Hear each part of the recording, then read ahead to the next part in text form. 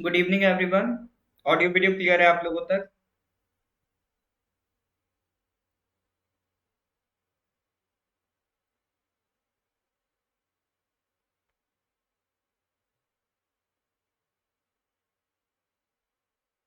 हाँ जी। Audio video clear है आप लोगों तक?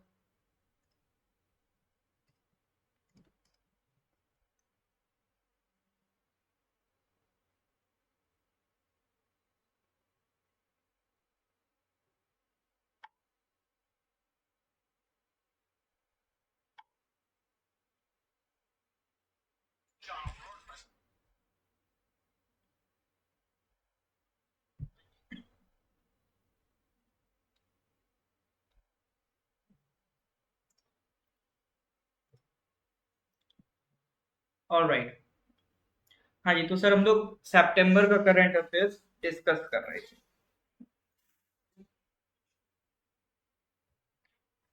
ठीक है। तो पिछले कुछ क्वेश्चंस देख लेते हैं कितना आपको याद है, फिर उसके आगे आज के कंटिन्यू करेंगे। Which word has been suggested by UN Biodiversity to be used whenever they say flora and fauna in order to highlight the importance of fungi? बताइए सर, ये कर चुके हम लोग पिछली क्लास में। क्या होगा इसका correct answer?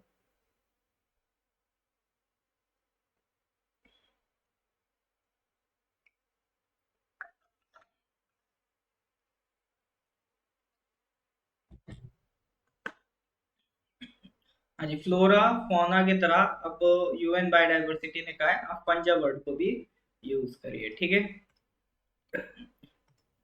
Which railway station gets green railway station certificate? Which railway station gets green railway station certificate with highest platinum rating? Visakhapatnam, Madgaon, Vijayawada, मादुराई।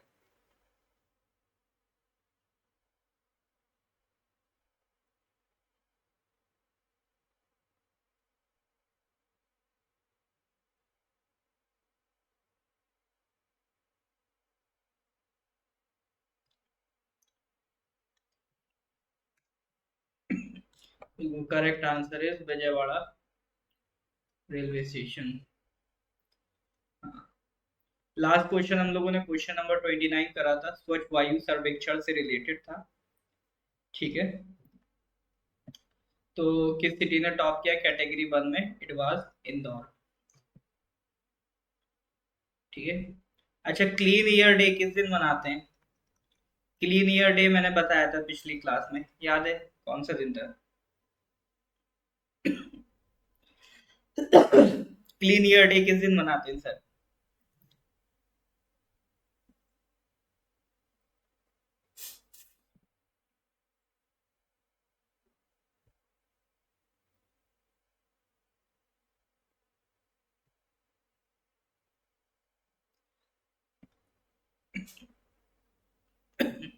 बिल्कुल सर, क्लीन ईयर डे आपका मनाते हैं हम लोग 7 सितंबर। पिछले क्लास में बताया था, ध्यान रखिएगा। 7 सितंबर। नेक्स्ट क्वेश्चन आज का, तो 29 तक हो गए थे।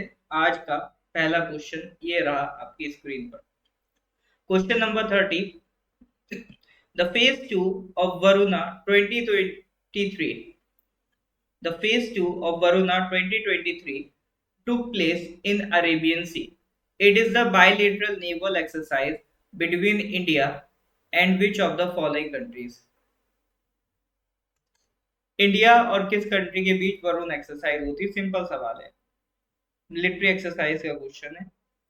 हाँ जी सर, बताइए। ये वरुण एक्सरसाइज के बारे में हम लोग पहले भी कई बार बात कर चुके हैं। सिंपल सवाल।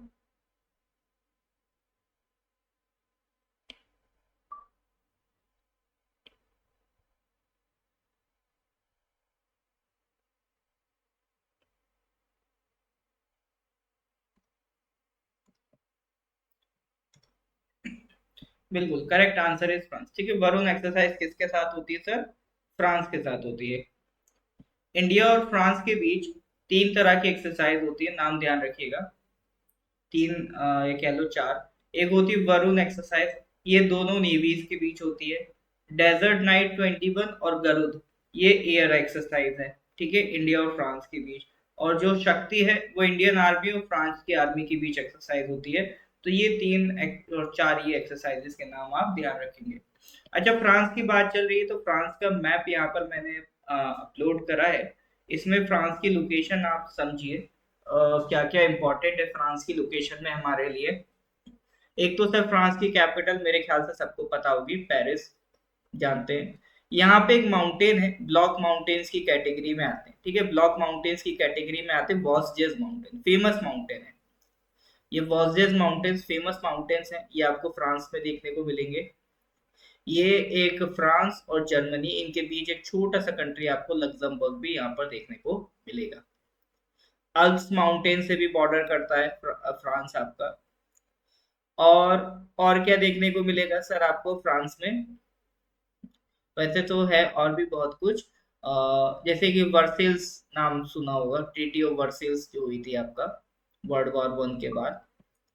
एक ये पिरेनीज माउंटेन बहुत इंपॉर्टेंट है, ये एक्चुअल में बॉर्डर क्रिएट करते हैं between France and Spain. Spain और ये पोर्टुगल, ये पूरा एरिया कहलाता है आइबेरियन पेनिनसुला, ठीक है।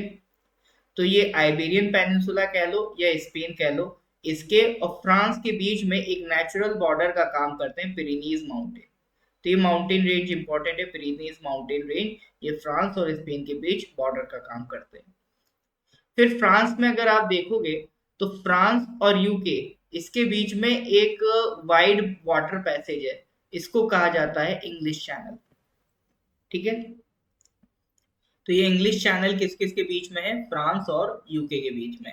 ये कुछ ऐसे ज्योग्राफिकल फीचर्स मैं आपको बता रहा हूँ जो आपसे एग्जाम में पूछता रहता है, ठीक है, जो कभी कभी रैंडमली आपसे एग्जाम में पूछ ले जाते हैं, तो वो कुछ आपको मैं ज्योग्राफिकल फीचर्स यहाँ पर दिखा रहा हूँ, ताकि अगर एग्जाम में डायरेक्ट इनसे सवाल आ जाए तो आप इजीली अटेम्प्ट कर पाओ, ठीक है। एक माउंट ब्लैंक भी है यहाँ पर, ये भी कभी कभी पूछ लेता है। तो ये कुछ बातें हैं रिगार्डिंग फ्रांस, उसको ध्यान रखेंगे। जरूरी नहीं कि किसी दिन मैप की ही एक्सरसाइज हो तभी आप मैप के बारे में सीखो। अगर थोड़ा थोड़ा भी अगर हम ये सारी चीजें करते रहेंगे एक्स्ट्रा में, तो भी हम काफी कुछ प्रिपेयर कर लेते हैं, ठीक है सर। चलिए अगले क्वेश्चन की तरफ आते हैं, question number 31। Prime minister Narendra Modi recently announce the opening of India's embassy in which of the following countries. हम लोग सर अपनी एक एम्बेसी ओपन कर रहे हैं, नई एम्बेसी ओपन हो रही है, किस कंट्री में ओपन हो रही है जरा बताइए? Timor Leste, Bahamas, Belize, Cameroon. हाँ जी, हिंट दे देता हूँ। अभी प्रधानमंत्री गए थे ना आसियान इंडिया समिट में, तो वहां पर उन्होंने डिसाइड किया है, वहां पर ये वो डिसीजन सुना के आए कि एक कंट्री है उसमें वो अपनी नई एम्बेसी ओपन करने जा रहे हैं, उसके साथ उस कंट्री के साथ हम अपने डिप्लोमेटिक रिलेशंस बढ़ाने जा रहे हैं। वो कौन सी कंट्री है? म्यूजी कह रहे हैं एक तिमोर लेस्टे, बाकी लोग बताइए। एक और हिंट देता हूँ, उस कंट्री की कैपिटल इंडिया की कैपिटल जैसी है, मतलब मैच करता है ना। ओके, तो ये लग रहा है आप लोगों को पता है, अच्छी बात है, आप लोग पढ़ने लिखने लगे हैं। हाँ, तो यूनानिमसली नहीं, हाँ मतलब याकुंग जी को छोड़ के बाकी सब ये कह रहे हैं, चलो कोई बात नहीं। Correct answer is a Timor Leste, ठीक है, कंट्री का नाम है तिमोर लेस्टे। ये कहाँ पर है सर? ये है सर आपका, ये देखो ये इंडोनेशिया वाला पोर्शन है ये। तो इंडोनेशिया वाला जो पोर्शन है उसमें एक आइलैंड है तिमोर आइलैंड, ये पूरा आइलैंड है तिमोर आइलैंड। इंडोनेशिया आइलैंड से बना हुआ कंट्री है। तो इंडोनेशिया में एक आइलैंड है, इंडोनेशिया वाले रीजन में, इस आइलैंड का नाम है तिमोर आइलैंड। इसके दो हिस्से कर दो, जो वेस्ट तिमोर है वो इंडोनेशिया का पार्ट है, और जो ईस्ट तिमोर है वो आपका एक सेपरेट कंट्री है, उस ईस्ट तिमोर को कहते हैं तिमोर लेस्टे, ठीक है। उनकी भाषा में तिमोर लेस्टे, अंग्रेजी में अनुवाद करोगे तो ईस्ट तिमोर। तो ये तिमोर आइलैंड के दो हिस्से हैं, वेस्ट तिमोर और ईस्ट तिमोर। तो ये जो ईस्ट तिमोर है इसी को तिमोर लेस्टे कहते हैं, ये उनका फ्लैग है, और ये उनकी कैपिटल है दिल्ली। दिल्ली नहीं है, दिल्ली है, ठीक है, DILI मैच करता है नाम इंडिया की कैपिटल जैसा, ये दिल्ली। तिमोर लेस्टे अगर आप देखोगे पहले पोर्टुगीज कॉलोनी था अंटिल 1975। फिर उनकी बेचारों की कहानी बड़ी दर्दनाक है, जैसे जैसे उन्हें पोर्टुगीज से छुटकारा मिला तो उसके बाद इंडोनेशिया से कॉन्फ्लिक्ट हो गया, और उस पे कब्जा किसने कर लिया? इंडोनेशिया ने कर लिया, ठीक है। फिर उसके बाद UN ने इंटरफीन करके तिमोर लेस्टे को आजाद कराया, अदरवाइज पोर्टुगीज ने कब्जा किया, फिर इंडोनेशिया ने कब्जा किया, तो उनकी जिंदगी इसमें में जा रही थी, ठीक है। तो 2002 में जाके वो एक प्रॉपर एक सॉवरेन स्टेट बनते हैं। तो उसी तिमोर लेस्टी के साथ अब हम अपने डिप्लोमेटिक रिलेशन स्टार्ट करने जा रहे हैं, ठीक है सर। चलिए इसको ध्यान रखिएगा। तो भारत अपनी एम्बेसी ओपन करेगा तिमोर लेस्टे में। चलिए नेक्स्ट क्वेश्चन की तरफ आते हैं, question number 32। Governor of which of the following states launched the मशाल यानी torch for the 37th national games. अब देखो नेशनल गेम्स स्टार्ट हो रहे हैं, 37 नेशनल गेम्स स्टार्ट हो रहे हैं, तो जाहिर सी बात है जिस स्टेट में स्टार्ट हो रहे हैं उसी के गवर्नर ने लॉन्च की होगी मशाल। तो कौन सा स्टेट है बताइए जरा। क्वेश्चन नंबर 32 बताइए।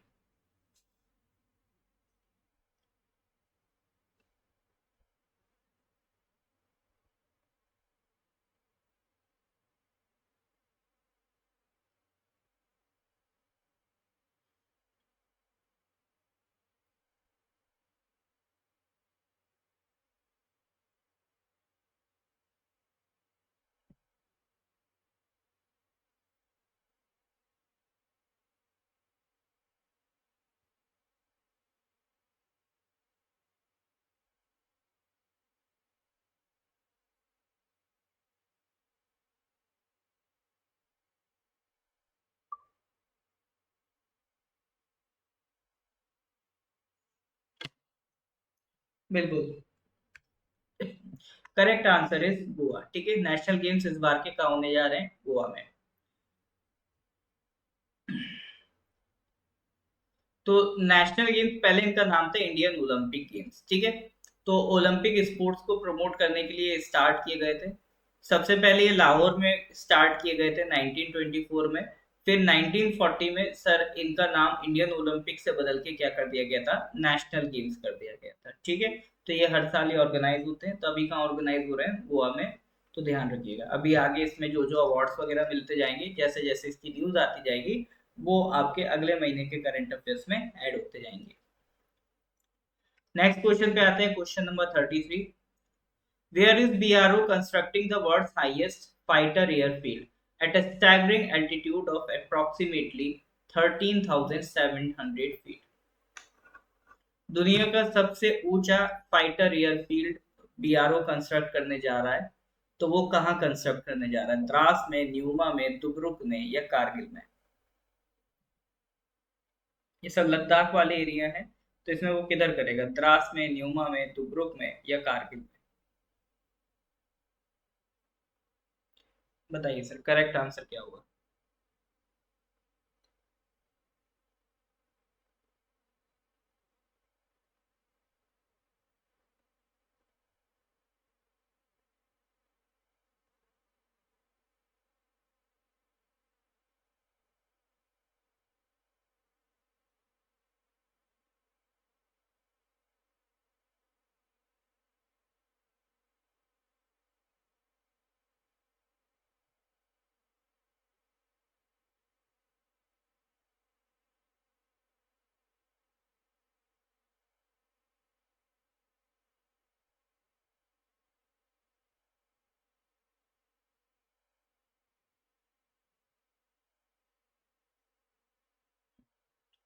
ओके, तुक्के में कारगिल लगाया है, न्यूमा भी है। चलो करेक्ट आंसर की बात करते हैं, करेक्ट आंसर इज न्यूमा, ठीक है।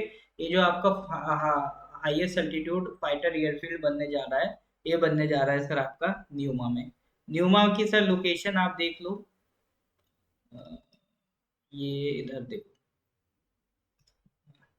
देखो ये है आपका न्यूमा, ठीक है। ये है आपका न्यूमा। ये वाला पोर्शन अगर आप देखो, ये आपका जम्मू एंड कश्मीर है, ये लद्दाख है, ये आपका एलएसी है, लाइन ऑफ एक्चुअल कंट्रोल। इधर साइड ये आपका हॉट स्प्रिंग वाला इलाका है, पैंगोंग लेक से काफी पास है। ये जो न्यूमा एयरफील्ड है पैंगोंग लेक से काफी पास है। अभी आपने देखा होगा पैंगोंग लेक पे हॉट स्प्रिंग पे, गलवान वैली पे काफी क्लैशेस थे, कॉन्फ्लिक्ट देखने को मिला था। तो ये उसी के पास ही एयरफील्ड बनाया जा रहा है ताकि आगे से चाइना के किसी भी अटैक को रोका जा सके, ठीक है।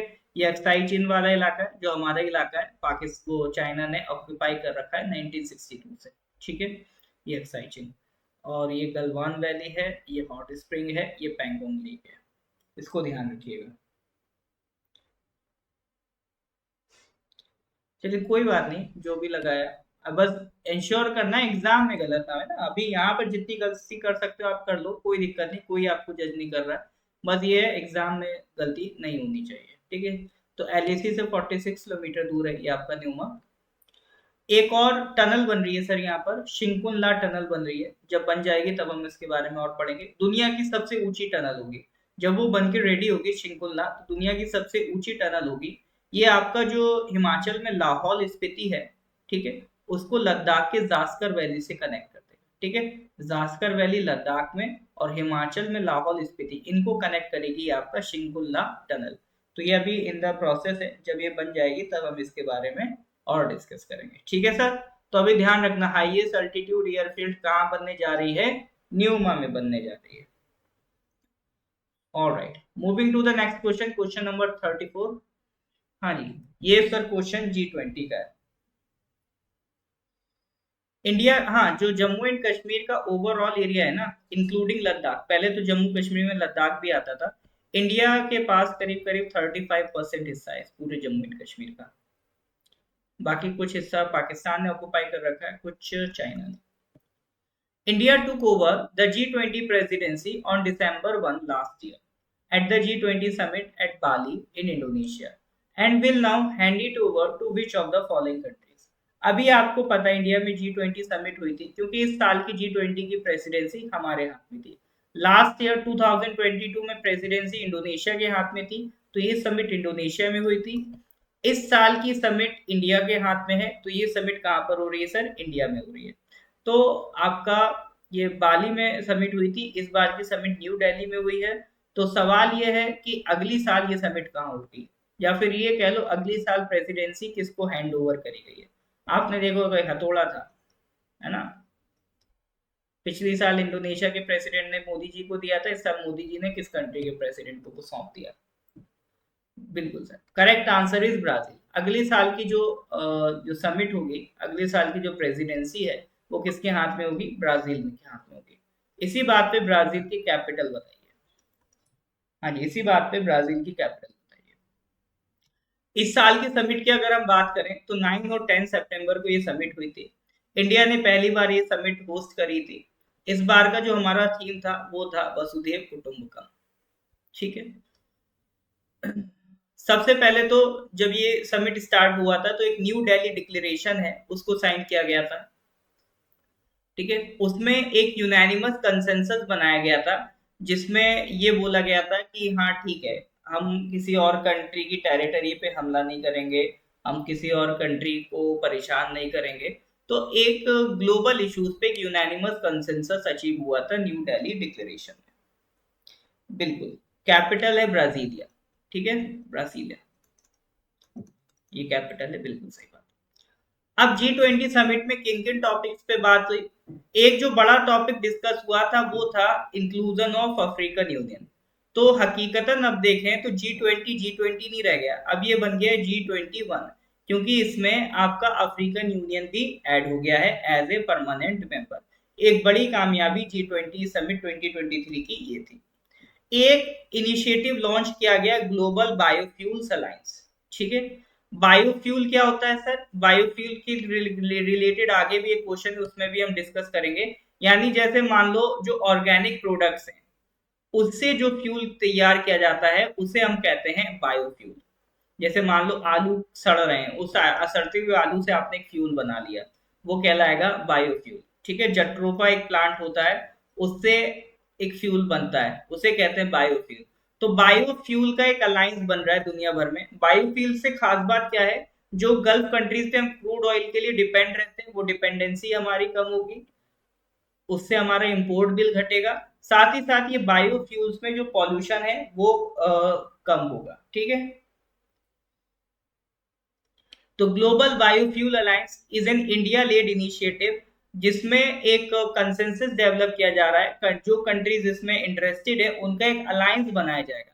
इसमें इंटरनेशनल ऑर्गेनाइजेशंस भी होंगे, इंडस्ट्री भी होंगी, जो प्रमोट करेंगे बायोफ्यूल्स को, ठीक है, वो अपनी भी कंट्री में बायोफ्यूल पे काम करेंगे और उनसे बायोफ्यूल से रिलेटेड ये जो ग्रुप बनाएंगे कंट्रीज का, किसी के पास भी जो बढ़िया टेक्नोलॉजी होगी वो आपस में शेयर करेगा, यानी ये कंट्रीज मिलके बायोफ्यूल्स पे काम करेंगी। ठीक है, ये ग्रुपिंग इसलिए फायदा करती है कि जैसे मान लो इधर इंडिया अपना अलग बायोफ्यूल पे काम कर रहा है, यूएसए अपना अलग बायोफ्यूल पे काम कर रहा है, तो टेक्नोलॉजी डेवलप करने में इंडिया अलग टाइम लगा रहा है, ये यूएसए अलग टाइम लगा रहा है, तो उससे बेटर एक कोई टेक्नोलॉजी बना ले, दूसरे के साथ शेयर कर दे, ताकि काम जल्दी हो सके और तेजी से हो सके।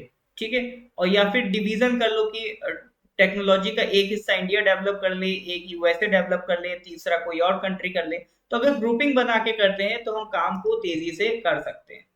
साथ ही साथ इंडिया के जो ऑलरेडी बायोफ्यूल प्रोग्राम्स चल रहे हैं, जैसे जीवन योजना, सतत, गोबर स्कीम, इसको भी एक्सेलरेशन मिलेगा। इसमें अभी जो शुरू हुआ है इसमें 9 मेंबर है, एक तो इंडिया है, यूएस है, ब्राजील है, अर्जेंटीना है, बांग्लादेश है, इटली है, मॉरिशियस है, साउथ अफ्रीका है और यूएई है। ठीक है, ये 9 इनिशिएटिंग मेंबर्स हैं इस ग्लोबल बायोफ्यूल अलायंस के। एक कंसेंसस जो बना था वो बना था India Middle East Europe economic corridor. ठीक है, India, US, Saudi Arabia, European Union, UAE, France, Germany, Italy, इन लोगों ने मिलकर स्टैब्लिश किया है India Middle East Europe economic corridor. मतलब इंडिया से आप ये मिडल ईस्ट होते हुए फिर इधर से यूरोप का एक रास्ता डेवलप किया जा रहा है। ये बहुत जरूरी है भारत के लिए, क्योंकि एक जो चाइना ने बनाया था इस तरह से बेल्ट एंड रोड इनिशिएटिव, ये उसको काउंटर करेगा। तो उसको काउंटर करने के लिए ये जो रूट कॉरिडोर बन रहा है ये भारत के लिए बहुत जरूरी है। इस पर एक प्रॉपर वीडियो भी बनाया गया है, नजरुल सर ने इसको बनाया, आप जाके नॉर्थ ईस्ट पीएससी के यूट्यूब चैनल पे वीडियो को देख सकते हैं। और साथ ही साथ और क्या बात हुई सर, G20 में global partnership for financial inclusion document discuss हुआ। यानी यहाँ पर वर्ल्ड बैंक ने एक डॉक्यूमेंट प्रिपेयर किया जहां पर इंडिया में जो डिजिटल इंफ्रास्ट्रक्चर पे काम किया गया है उसकी तारीफ की गई। ठीक है, उसमें बताया गया कि इंडिया ने पिछले दशक में या पिछले कुछ सालों में डिजिटल पब्लिक इंफ्रास्ट्रक्चर को किस हद तक बदला है और किस हद तक चीजें बढ़ाई हैं। जैसे फाइनेंशियल इंक्लूजन के लिए लोगों को बैंकिंग सर्विसेज में जोड़ने के लिए जन धन, आधार, मोबाइल, ये व्यवस्थाएं शुरू की गई। मतलब एक जन धन योजना शुरू की गई, आधार से बैंक अकाउंट लिंक किए गए और आधार को मोबाइल के पेमेंट से लिंक किया गया। ठीक है, आप अपने मोबाइल से आधार के जरिए पेमेंट भी कर सकते हो, आधार इनेबल्ड पेमेंट सर्विसेज लॉन्च की गई। तो इन सब ने एक आम आदमी को बैंकिंग सर्विसेज से कनेक्ट करके रख दिया। पिंकी जी, अगर इंटरनेट दिक्कत कर रहा है ना तो आप इसको क्या करिएगा, अगर आप फिर हाँ रिकॉर्डिंग से भी अटेंड कर सकते हैं ना।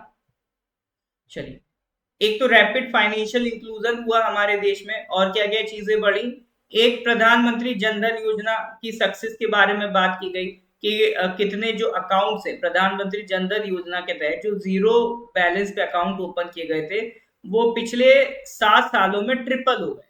मतलब पहले 147 मिलियन थे, अब वो 462 मिलियन अकाउंट हो गए। Government to person payment initiative better किए गए हैं।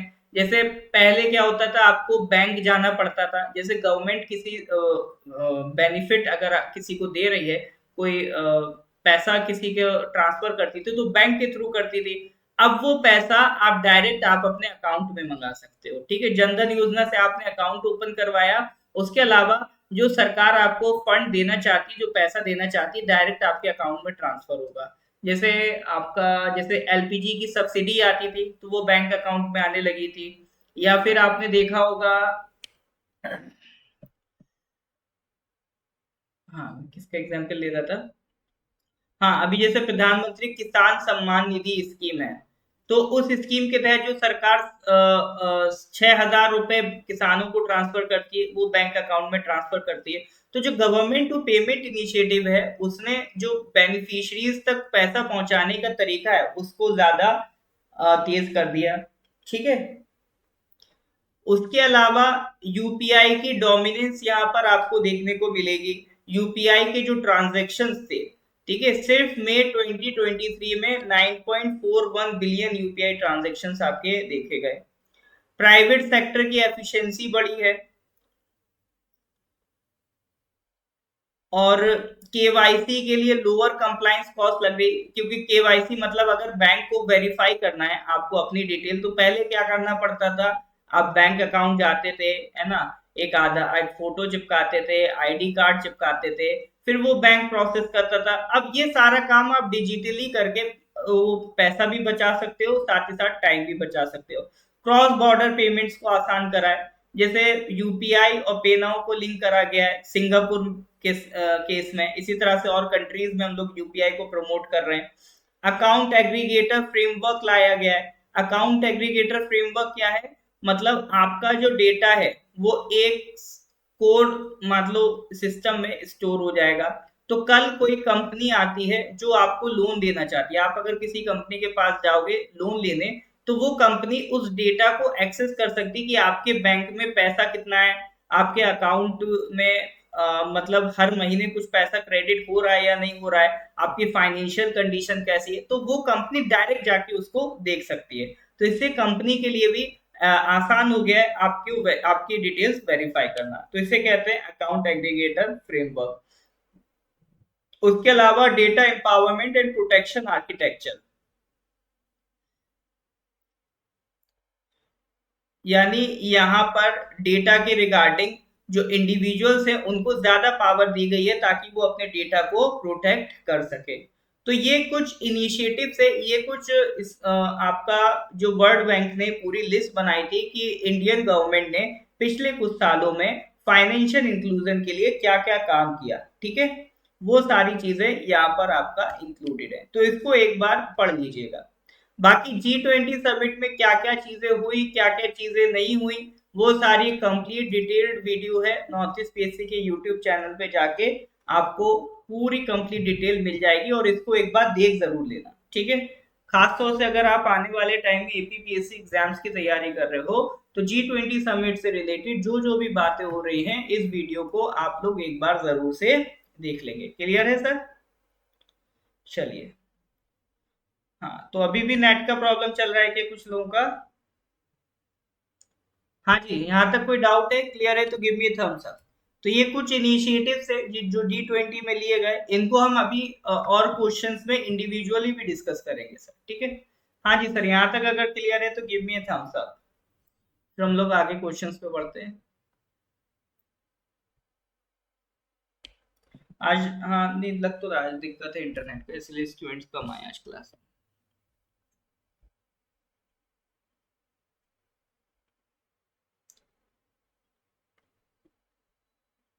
चलिए क्वेश्चन नंबर 35 पे आते हैं।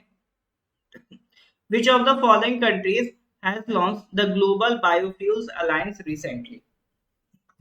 ग्लोबल बायोफ्यूल्स अलायंस के बारे में बताइए, इसको किसने लॉन्च किया? अभी इससे रिलेटेड क्वेश्चन करके आए, अभी सर हम बात करके आए। Global biofuels alliance is an India lead initiative, इसको किसने लॉन्च किया है सर? इंडिया ने लॉन्च किया है, ठीक है। तो 9 इनिशिएटिंग मेंबर्स हैं, उसमें इंडिया है, यूएस है, ब्राजील है, अर्जेंटीना है, बांग्लादेश है, इटली है, मॉरिशियस है, साउथ अफ्रीका है एंड यूएई है। इसमें मेजर प्रोड्यूसर और जो कंज्यूमर है बायोफ्यूल्स के वो कौन कौन है? यूएसए है, ब्राजील है और इंडिया है, ठीक है। इंटरनेशनल ऑर्गेनाइजेशंस में कौन कौन इंक्लूडेड है? मतलब टोटल 19 कंट्रीज और 12 ऑर्गेनाइजेशंस एग्री कर गए इसे ज्वाइन करने को। ऑर्गेनाइजेशंस कौन कौन सी है? World bank, Asian development bank, world economic forum, world LPG organisation, UN energy for all, UNIDO, bio futures platform, international civil aviation organisation, international energy agency, international energy forum, international renewable energy agency, world biogas association, ठीक है। तो 12 international organisation भी agree कर गए हैं इसको join करने के लिए। अब सवाल आता है कि सर बायोफ्यूल होता क्या है, ठीक है। देखो जो फ्यूल होते हैं दीज आर हाइड्रोकार्बन कैटेगरी। तो हाइड्रोकार्बन फ्यूल जो किसी ऑर्गेनिक मैटर से बना, ठीक है, किसी भी ऑर्गेनिक मैटर से बना उसे कहते हैं बायोफ्यूल। सॉलिड भी हो सकता है, लिक्विड भी हो सकता है, गैस भी हो सकता है। सॉलिड में जैसे आपका वुड, ड्राइड प्लांट मटेरियल या फिर कोई खाद वगैरह है, वो सॉलिड बायोफ्यूल कहला सकते हैं। लिक्विड बायोफ्यूल में जैसे आपका biodiesel, bio ethanol. Gaseous biofuel में जैसे आपका जो बायोगैस बनती है। तो ये सब किस कैटेगरी में आते हैं? These are all the categories of biofuel. तो फ्यूल वर्ड से ही सिर्फ ये मत समझना ये लिक्विड ही होंगे, ये आपका सॉलिड भी हो सकते हैं, ये आपका गैस भी हो सकते हैं। बायोफ्यूल्स की कुछ जनरेशन होती है। जैसे फर्स्ट जनरे पहले जैसे जैसे बायोफ्यूल्स इवॉल्व होते गए उसी हिसाब से जनरेशन बनती गई। जैसे सबसे पहले जब बायोफ्यूल्स का कंसेप्ट आया तो उसको हमने किससे बनाया? जो शुगर है, जो स्टार्च है, जो वेजिटेबल ऑयल है, जो एनिमल फैट्स है, कन्वेंशनल तरीके यूज करके हमने बायोफ्यूल को डेवलप किया। लेकिन ये बायोफ्यूल उतने ज्यादा आपका कह सकते हैं एफिशिएंट नहीं थे। और साथ ही साथ अगर हम शुगर, स्टार्च, वेजिटेबल ऑयल इनसे बायोफ्यूल बनाएंगे तो सर इंसान क्या खाएगा? ठीक है। अगर हम शुगर को यूज करेंगे बायोफ्यूल बनाने में तो शुगर की प्रोडक्शन और बढ़ानी पड़ेगी ना सर। शुगर की प्रोडक्शन बढ़ाने के लिए आप शुगर केन की प्रोडक्शन बढ़ाओगे, और सरकार नहीं चाहती शुगर केन की प्रोडक्शन अब ज्यादा बढ़े। गोबर गैस इसी बायोगैस में आ जाता है ना। शुगर केन की प्रोडक्शन एक्चुअली पानी की रिक्वायरमेंट ज्यादा मांगती है, इसीलिए सरकार इसको प्रमोट नहीं करना चाहती है। ऑलरेडी बहुत ज्यादा प्रमोट हो गया है। ठीक है। तो ये फूड इकोनॉमी में इम्बैलेंस क्रिएट कर सकते हैं, जिससे हो सकता है आप बायोफ्यूल तो बना लो लेकिन फूड के प्राइसेस बढ़ जाएं। इसीलिए इनसे हम आगे मूव ऑन करें। G20 में कोई नया मेंबर नहीं ऐड हुआ है, सिर्फ और सिर्फ अफ्रीकन यूनियन ऐड हुआ है। ठीक है, कोई नया मेंबर नहीं ऐड हुआ है, एज ए कंट्री ऐड नहीं हुआ है। ओवरऑल एक अफ्रीकन यूनियन ऐड हुआ है। इसके हम आगे आएंगे क्वेश्चन उसमें डिस्कशन करेंगे इसके बारे में। ठीक है। तो इसीलिए इस प्रॉब्लम के चलते हमने फिर बायोफ्यूल्स में थोड़ा सा रिसर्च करी। फिर हमने सेकंड जनरेशन बायोफ्यूल्स बनाए। तो जो फर्स्ट जनरेशन बायोफ्यूल थे वो फूड क्रॉप से बन रहे थे, यानी खाने वाली क्रॉप से बायोफ्यूल बन रहे थे। अब जो सेकंड जनरेशन बायोफ्यूल है वो किससे बन रहे थे? नॉन फूड क्रॉप से। ठीक है। या फूड क्रॉप के उस पोर्शन से जो एडिबल नहीं है। सिंपल ऐसे याद है, तो नॉन एडिबल जो क्रॉप थी उनसे आपका सेकंड जनरेशन बायोफ्यूल्स बने। जैसे सेलुलोज, इथेनॉल है, बायोडीजल है। ठीक है। इन फ्यूल्स की खास बात थी कि ये ग्रीन हाउस गैस का एमिशन कम करते थे अगर फर्स्ट जनरेशन बायोफ्यूल से कंपेयर करें तो, लेकिन स्टिल करते हैं ग्रीन हाउस गैस का एमिशन। फिर हमने और इवोल्यूशन करा, थर्ड जनरेशन बायोफ्यूल्स बनाए। ये हमने किससे बनाए? माइक्रो ऑर्गेनिज्म से। एल्गी जैसे कुछ माइक्रो ऑर्गेनिज्म की मदद से हमने थर्ड जनरेशन माइक्रो बायोफ्यूल्स बनाए। ठीक है। तो हर एक बायोफ्यूल से रिलेटेड एक वर्ड रिलेट रखना। जैसे first generation food crops, second generation non food crops, third generation micro organisms. ठीक है।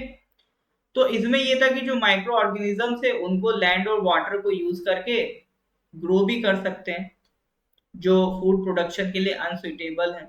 ठीक है।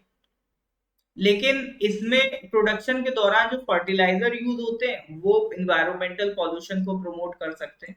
तो थर्ड जनरेशन बायोफ्यूल पे भी बात नहीं बनी। फिर हम पहुंच गए सर फोर्थ जनरेशन बायोफ्यूल्स पे। यहाँ पर जो क्रॉप्स हैं वो जेनेटिकली इंजीनियर क्रॉप्स यूज कर रहे हैं। ठीक है। जो फोर्थ जनरेशन बायोफ्यूल है उसमें हम कौन सी क्रॉप्स यूज कर रहे हैं सर?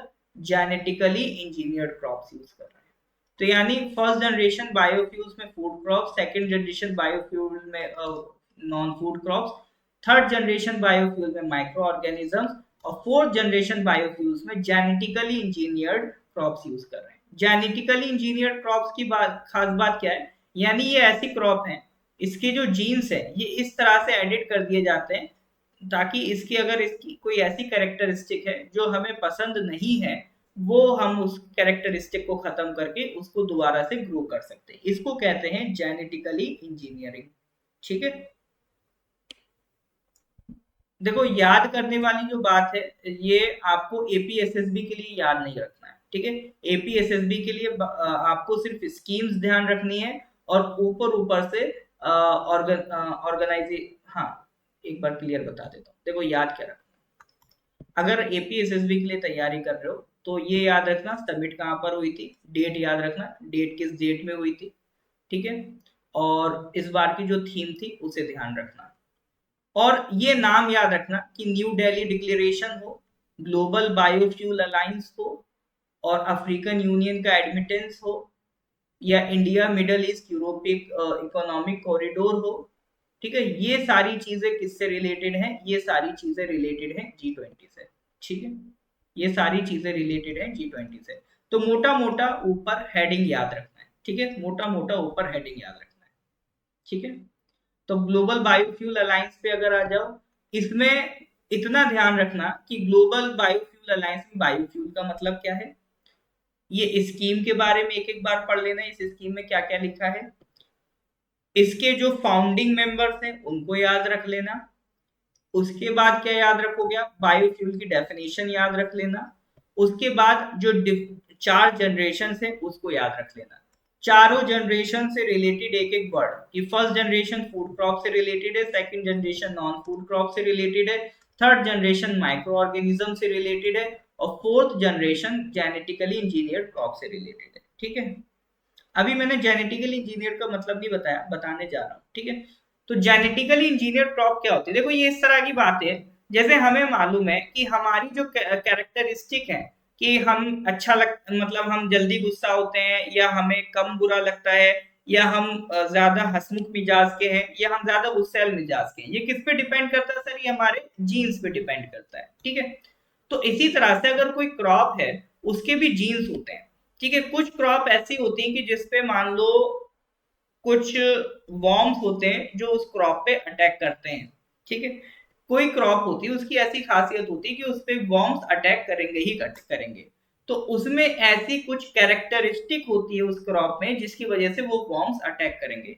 तो अब ये कंसेप्ट डेवलप किया गया है कि अगर ये कैरेक्टरिस्टिक होगी कहाँ सर? उसके जीन्स में। तो अगर हम उस पे उसके जीन्स ओपन करके उसकी ये कैरेक्टरिस्टिक ही कट कर दें जीन्स में से, तो अब वो वॉर्म उस क्रॉप पर अटैक ही नहीं कर पाएंगे, ठीक है। तो ये चीज ध्यान रखना, जेनेटिकली इंजीनियरिंग क्रॉप का मतलब क्या है? जो क्रॉप की जीन्स है, क्रॉप के जो जीन्स हैं, आप उसको ओपन कर रहे हो, और जो क्वालिटी आपको नहीं चाहिए उसको आप एलिमिनेट करते रहे हो, ठीक है। मतलब जैसे आप गए दुकानदार पे, पानी पूरी बनवाई आपने, ठीक है, तो आपने कहा मेरे को कम मीठा या कम तीखा रखना है, तो वो आप क्या कर रहे हो? जेनेटिकली इंजीनियरिंग कर रहे हो पानी पूरी की, ठीक है। जो एक फूड का कस्टमाइजेशन होता है कि आपसे कोई पूछ सकता कम स्पाइसी ज्यादा स्पाइसी, तो वो भी एक जेनेटिकली इंजीनियरिंग हो रही है। इसी तरह से किसी क्रॉप के जीन्स में से एक ऐसा कैरेक्टरिस्टिक निकाल देना जिसकी आपको रिक्वायरमेंट नहीं है, ठीक है। तो वो उस तरह की जो क्रॉप है उनको कहा जाता है जेनेटिकली इंजीनियरिंग क्रॉप। क्लियर है? अभी क्लियर है चांदो जी इसका मतलब?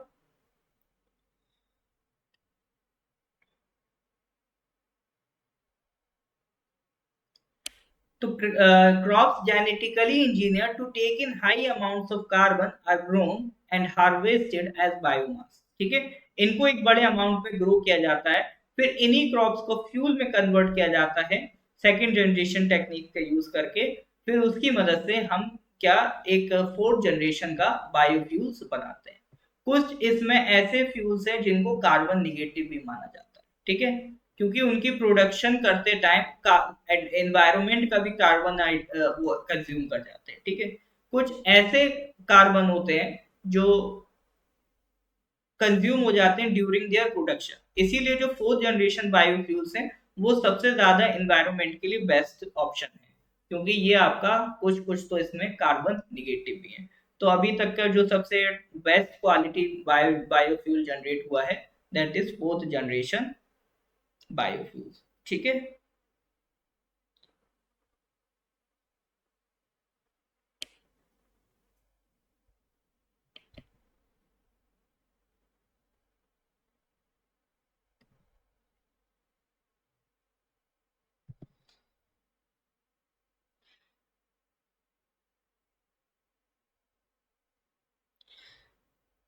एक्चुअली उसमें थोड़ा सा ना अबम जी कुछ कैमरे में प्रॉब्लम चल रही थी ना, वो ठीक हो जाएगा तो उसको प्लान है वैसे वीडियो करके, ठीक है। चलिए, तो ये कुछ बायोफ्यूल से रिलेटेड डिटेल थी। बाकी ग्लोबल बायोफ्यूल अलायंस के लिए ऑलरेडी नॉर्थ स्पेसिफिक के यूट्यूब चैनल पे एक वीडियो बन रखा है, इसको जाके आप देख लेंगे, है ना। अब अभी हम कार्बन निगेटिव नहीं बने, अभी काम चल रहा है, अभी तो बहुत दूर है, अभी तो कार्बन न्यूट्रल हो जाए बहुत बड़ी बात है। ठीक है सर। तो that is all about global biofuel alliance. Is that clear और नॉट?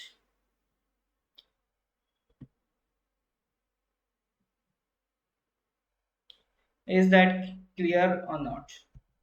ठीक है। तो नॉर्थ ईस्ट पीएससी के यूट्यूब चैनल पर ग्लोबल बायोफ्यूल अलायंस से रिलेटेड वीडियो है, उसे भी जाकर आप देख सकते हैं। क्लियर है तो sir give me thumbs up. हाँ जी, यहाँ तक कोई डाउट है तो do let me know. Clear है तो गिव मी थम्स अप।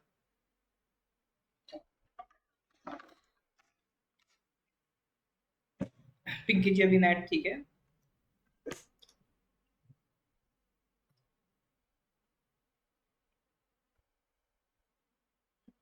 चलो नेक्स्ट क्वेश्चन पे आते हैं, question number 36। Under project Samudrayaan, India is planning to send 3 people 6,000 meters underwater in which of the following indigenously developed submersible? देखो, समुद्रयान से related हम कई बार क्वेश्चन डिस्कस कर चुके हैं। मैं आई थिंक ये 1 साल से भी पुराना है ये टॉपिक, 1-2 साल से पुराना टॉपिक है, तब से हम इसको डिस्कस कर रहे हैं, बहुत बार इसको हम कर चुके हैं। तो प्रोजेक्ट समुद्रयान के अंदर 3 लोगों को 6,000 मीटर अंडर वाटर, बहुत बड़ी बात है, एक indigenously develop submarine submersible vehicle है, उसमें भेजा जा रहा है। उस व्हीकल का नाम क्या है? ऐसा नहीं है सर कि ये रोबोट है, ये इंसान जा रहे हैं ना इसमें, इसलिए बड़ी बात है।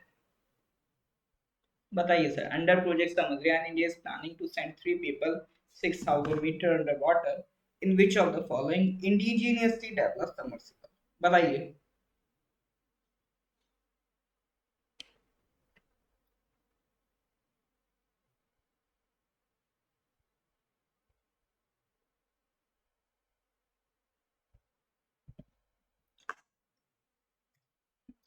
बिल्कुल करेक्ट आंसर इज मत्स्य 6,000। ठीक है। करेक्ट आंसर क्या है सर आपका? मत्स्य 6,000। तो ये व्हीकल का नाम है, ये आपका भेजा जाएगा समंदर के नीचे। तो ये समुद्रयान प्रोजेक्ट, इसका पर्पस क्या है? डीप ओशन को एक्सप्लोर करना, साइंटिफिक पर्पस से भी, और वहां पर जो मिनरल रिसोर्सेज है उसको भी एक्सप्लोर करना, कि कोई ऐसी चीज मिल जाए जिसको बेच के हम पैसा कमाएं, अमीर हो जाए ना।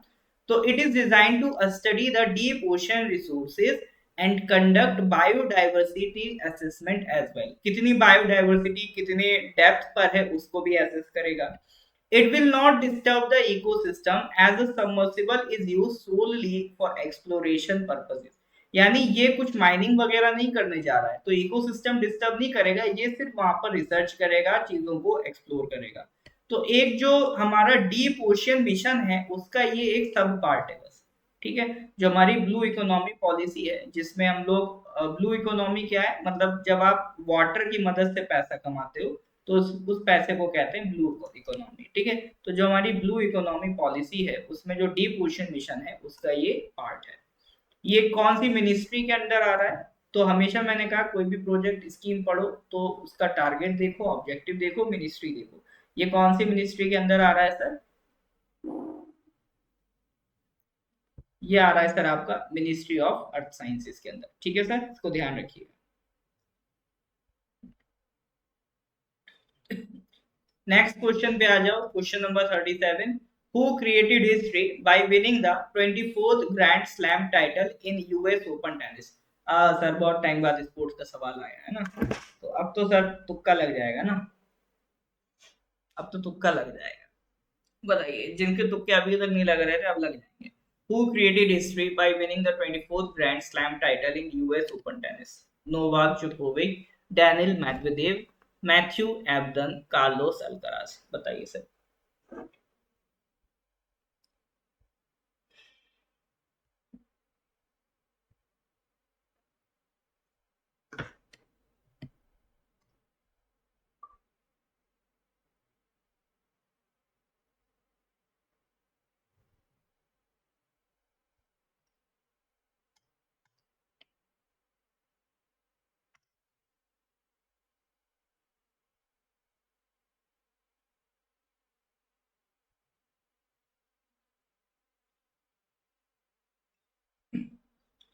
ओके, आपका दोस्त है नोवाक, बहुत बढ़िया, आपका दोस्त जीत गया। तो ये यूएस स्लैम टाइटल किसने जीता है?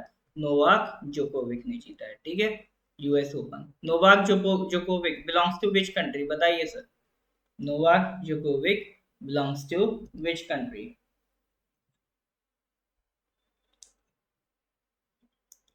तब तक इस क्वेश्चन पे आता है question number 38। CSIR has published the list of awardees for the Shanti Swarup Bhatnagar Awards for 2022. How many scientists have been selected for the same? अभी शांति स्वरूप भटनागर अवार्ड्स दिए गए हैं, ठीक है। ये किसने पब्लिश किए award? CSIR, council for scientific and industrial research. Okay sir,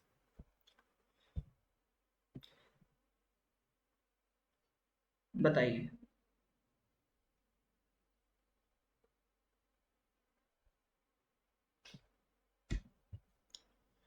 Novak Djokovic belongs to Serbia. CSIR ने शांति स्वरूप भटनागर अवार्ड दिए हैं 2022 के।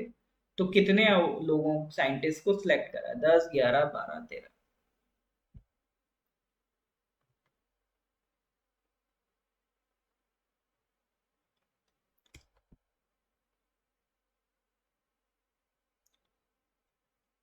वेल, करेक्ट आंसर इज 12, ठीक है। टोटल 12 साइंटिस्ट हैं, पीडीएफ में देख लेना नाम उनके, ठीक है। ये शांति स्वरूप भटनागर अवार्ड किनके नाम पर दिया गया है? It is named after the late doctor Shanti Swarup Bhatnagar, the founder director of the CSIR, council of scientific and industrial research के जो फाउंडर और डायरेक्टर थे डॉक्टर शांति स्वरूप भटनागर, उनके नाम पर ये अवार्ड CSIR देता है, ठीक है। ये किनको दिया जाता है? Upon young scientist and engineers in India to recognise their research and development activities, ठीक है। ये किसको मिल सकता है? Any citizen of India engage in research in any field of science and technology up to the age of 45 years, ठीक है। OCI जो पर्सन ऑफ इंडियन ओरिजिन है वो भी इसके लिए एलिजिबल है। चलिए, इसमें मेनली बस ध्यान रखना है कि शांति स्वरूप भटनागर कौन थे? फाउंडर थे CSIR के। CSIR क्या है सर? ये इंडिया की एक लीडिंग रिसर्च ऑर्गेनाइजेशन है, ठीक है। अपनी R&D नॉलेज बेस के लिए दुनिया भर में प्रचलित है, ठीक है। जो आपका wide spectrum of science and technology को कवर करती है, मतलब ओशियनोग्राफी हो, जियोफिजिक्स हो, केमिकल्स हो, ड्रग्स हो, जेनोमिक्स हो, biotechnology, nano technology, mining, aeronautics, instrumentation, environmental engineering, IT, इतने अलग अलग वाइड फील्ड्स में ये रिसर्च का काम करती है इंडिया में, ठीक है। तो बहुत ज्यादा सरकार को टेक्नोलॉजिकल इंटरवेंशन भी प्रोवाइड करती है अलग अलग फील्ड्स में। तो इंडिया की आप मान सकते हो सबसे ज्यादा वाइड रिसर्च ऑर्गेनाइजेशन है CSIR। 37 national laboratories, 39 outreach centers, 3 innovation complexes, 5 units with a pan-India presence. तो CSIR is the India's widest research organization, ठीक है, जिनका दायरा काफी वाइड है।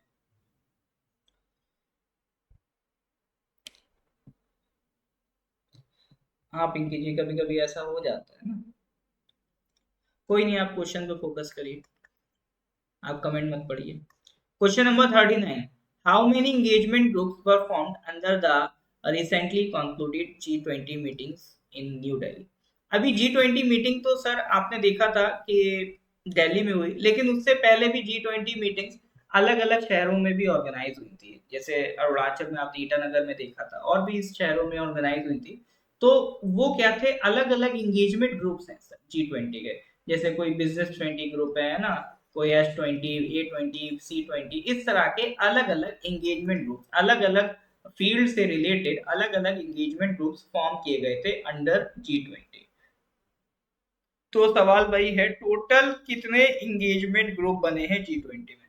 ये क्वेश्चन और ये पॉइंट ज्यादातर लोग मिस कर देते हैं, ठीक है। तो इसको ध्यान रखिएगा, क्योंकि आपका एग्जामिनर कभी कभी ऐसे क्वेश्चन उठा लेता है जो ज्यादातर लोग मिस करते हैं। तो भैया 21 तो बहुत हो गए, टोटल 11 एंगेजमेंट ग्रुप्स बने थे। यूथ 20 है ना, ये सारे ग्रुप यहाँ पे मेंशन है। Youth 20, women 20, urban 20, think 20, startup 20, supreme audit institution 20, science 20, parliament 20, labour 20, civil 20, business 20, ठीक है। तो ये टोटल आपका 11 ग्रुप बने थे। देखो G20 का अगर आप इतिहास देखोगे तो ये 1999 में फॉर्म की गई थी, क्योंकि उस टाइम 1997 में एक फाइनेंशियल क्राइसिस था दुनिया भर में। तो पहले ये डिसाइड हुआ था कि दुनिया भर के जो फाइनेंस मिनिस्टर्स हैं वो आपस में मिला करेंगे, ठीक है। तो 1999 में स्टार्ट किया गया था, लेकिन ये सिर्फ एक बार मिलने के लिए बनाई गई थी। फिर आगे इसको कंटिन्यू करा गया 2008 से। अब क्या है, अब सब लोग साल में एक बार मिलने लगे, ठीक है। फिर 2008 में भी जब एक क्राइसिस क्रिएट होता है, उसके बाद ये हुआ कि नहीं, अब सिर्फ फाइनेंस मिनिस्टर नहीं मिला करेंगे, अब जो हर कंट्री के जो टॉप लीडर हैं, प्रेसिडेंट हैं, प्राइम मिनिस्टर हैं, ये आपस में मिला करेंगे, ठीक है। तो 2008 के बाद से इसमें फॉर्मेलिटी क्रिएट हुई थी। इसमें अभी तक 19 कंट्रीज इन्वॉल्व थे और एक आपका यूरोपियन यूनियन इन्वॉल्व है, ठीक है। देखो G20 में बहुत ज्यादा फैक्चुअल बातें हैं, तो मैं धीरे धीरे उनको रिलीज कर रहा हूँ आपके जैसे जैसे G20 से क्वेश्चन आते जा रहे हैं। आगे अभी G20 से और क्वेश्चन आएंगे, तो उसमें मैं आपको क्लास में ही G20 के सारे कंट्रीज याद करा दूंगा, ठीक है। G20 के सारे कंट्रीज आपको याद करा दिए जाएंगे, ठीक है सर। चलिए क्वेश्चन नंबर 40 पे आ जाइए। विद्या समीक्षा केंद्र is a data repository which will have data from all schemes run by which of the following ministry। मतलब ये विद्या समीक्षा केंद्र क्या है, एक ऐसी मतलब मान लो डब्बा है, इसमें सारा जो स्कीम का डेटा है वो रखा जाएगा। डेटा रिपोजिटरी मतलब इसमें सारा डेटा कलेक्ट किया जाएगा। तो वो कौन सी मिनिस्ट्री का होगा? तो थोड़ा भी अगर लॉजिक लगाओगे तो इसका आप आंसर दे पाओगे। इतना तो सर हम जानते हैं। एक मिनट, एक मिनट।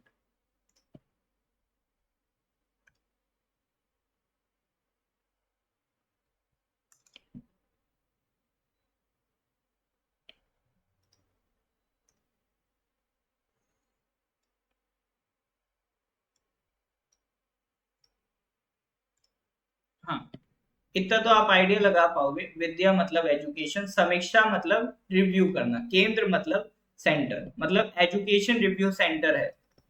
तो ये किससे रिलेटेड होगा? एजुकेशन मिनिस्ट्री से रिलेटेड, ठीक है। देखो एक है NDAR, under the national digital education architecture. जो एजुकेशन मिनिस्ट्री है वो विद्या समीक्षा केंद्र बना रही है, ठीक है। ये नेशनल एजुकेशन पॉलिसी 2020 से भी अलाइन होता है।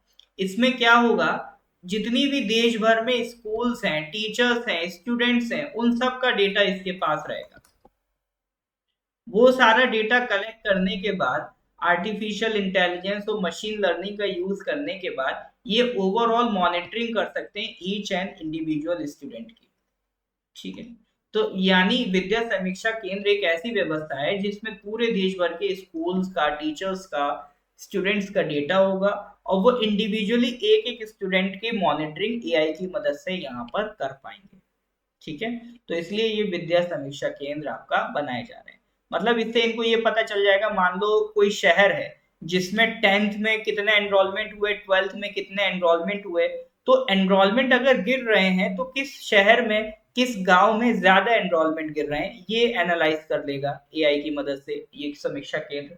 तो उससे ये पता चल जाएगा कि हाँ भाई अच्छा यहाँ पर एनरोलमेंट गिर रहे हैं, यानी यहाँ के लोग एजुकेशन से दूर भाग रहे हैं। तो वहां रीजन पता करा जाएगा, एजुकेशन से क्यों ड्रॉप आउट कर रहे हैं लोग। फिर जो प्रॉब्लम है उसको रिजॉल्व करके उनको वापस से एनरोलमेंट की तरफ मोटिवेट करा जाएगा, ठीक है। तो कुल मिला के इस तरह का पर्पज है इस स्कीम का। बाकी इसके ऊपर भी एक वीडियो बन रखा है नॉर्थ ईस्ट PSC के यूट्यूब चैनल पे, आप जाके इसको रेफर कर सकते हैं, ठीक है सर। चलिए तो आज सर हम लोग यहीं तक रखेंगे। इसके आगे के questions we will discuss in the next class. Already आज G20 से रिलेटेड बहुत सारे क्वेश्चन है, और आज मैं देख रहा हूँ कि आपका क्या कहते हैं, इंटरनेट का भी प्रॉब्लम चल रहा है। थैंक यू फ्लेक्स जी। चलिए फिर ठीक है, तो लेक्चर अच्छा लगा हो अपन तो लाइक कर देंगे, अपने कलीग्स के साथ शेयर कर देंगे। तो इसके आगे की कहानी we will discuss in the next class, ठीक है सर। चलिए, chill then, goodbye, have a nice day. और PDF के लिए आप नॉर्थ ईस्ट PSC का व्हाट्सएप चैनल डाउनलोड कर सकते हो, है ना। तो व्हाट्सएप पे जाओगे, सर्च करोगे नॉर्थ ईस्ट PSC, मिल जाएगा नॉर्थ ईस्ट PSC का व्हाट्सएप चैनल। नहीं मिले तो मुझे व्हाट्सएप कर देना, ठीक है। चलिए, chill then, goodbye, have a nice day.